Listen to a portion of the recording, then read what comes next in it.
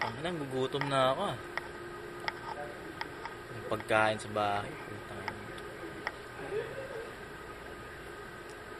Utang na, lumulutang na saging, kakaiba. Ayos to. Naakit mo pa ako ah.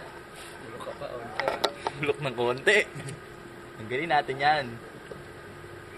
Try, sabi mo.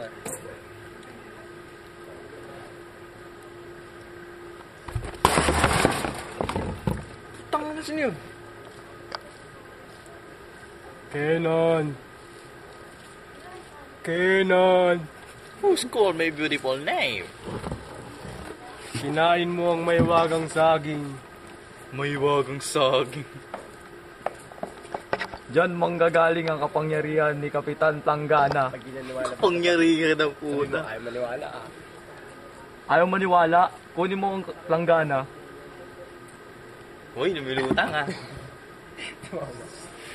So Suot mo na. sa ulo mo. Ito, pag wala nangyari, kotong ka sa akin ah. Sigaw mo ang Kapitan Planggana. Ngayon na. Bahala ka. Kapitan! Planggana!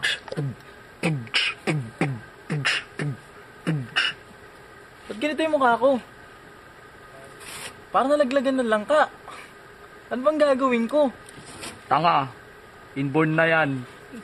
Bobo. Taas mo kasi yung dalawang kamay mo. At isigaw mo ang Kapitan Planggana. Ganito ba? Oo.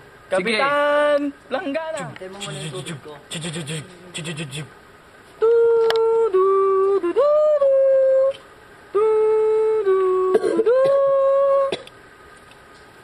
Tangina, tama nga si Bathala.